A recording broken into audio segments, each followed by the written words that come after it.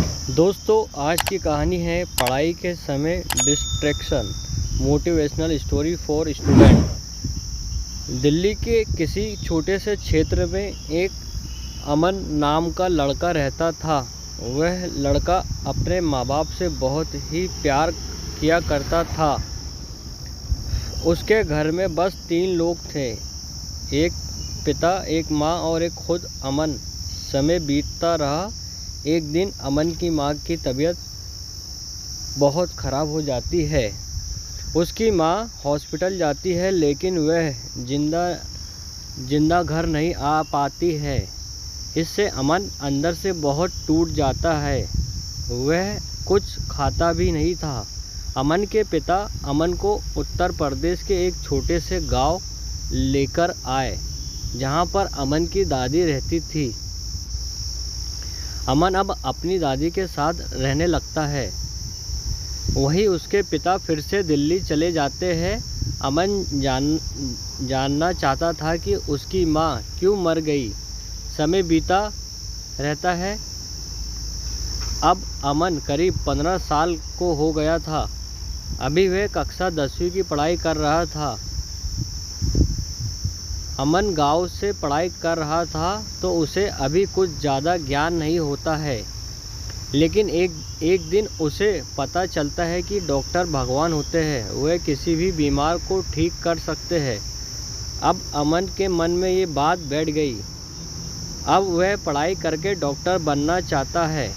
वह इस बात को अपनी दादी से कहता है और दादी ये बात अमन के पिता से बताती है। अमन के पिता ये जानकर बहुत ही खुश होते हैं कि उनका लड़का डॉक्टर बनना चाहता है, लेकिन साथ ही वह ये भी सोचने लगते हैं कि डॉक्टर की पढ़ाई करने में बहुत ज़्यादा पैसे भी लगता है।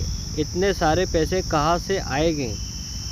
अमन अपने पिता को इस समस्या का हल बताता है। वह कहता है कि पिताजी, अगर मैंने अच्छे से 10वीं और 12वीं की पढ़ाई कर लूँ, तो मैं एक अच्छे सरकारी कॉलेज में फ्री में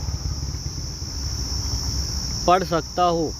पर इसके लिए मुझे अभी अपने गांव को छोड़कर किसी शहर में जाकर पढ़ाई करना होगा। ये बातें सुनकर अमन के पिता कहते हैं, बेटा, इसके लिए मैं अपनी सारी ज़मीन गिरवी रख दूँगा। ऐसा ही होता है। अमन के पिता दिल्ली से गांव आते हैं, अपनी सारी ज़मीन को गिरवी रख देते हैं। इसके बाद वे अमन को शहर भेज देते हैं। अमन पहली बार शहर आया हुआ था। यहाँ पर वह कई तरह की चीज़ और स्टाइल को देखता है, जिसको देखकर वह अपने मुख्य लक्ष्य से भटक जाता है। अब उसे पढ़ाई करने में मन नहीं लगता था। तभी उसकी दोस्ती एक लड़की से हो जाती है। वह उस लड़की को ही अपना जीवन मान लेता है। इस तरह से समय गुजरता है। एक दिन अमन के पिता का फ़ोन आता है। अमन के पिता बोलते हैं, बेटा, तुम कैसे हो? अमन कहता है, मैं ठीक हूँ। इसके बाद अमन के पिता पूछते हैं, बेटा, पढ़ाई कैसे चल रही है? इस पर वह झूठ बोलता है और कहता है, बहुत अच्छी चल रही है। उसकी कक्षा 10वीं का परिणाम आता है, जिसमें वह फेल हो गया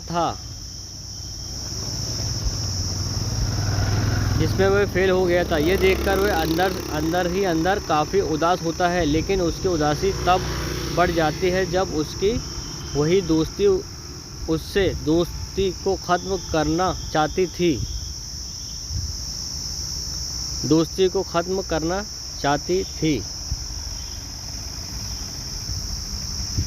दोस्तों, गुड मैसेज ट्यूबर को लाइक करें, सब्सक्राइब करें और हमेशा खुश रहे दोस्तों। Have a nice day.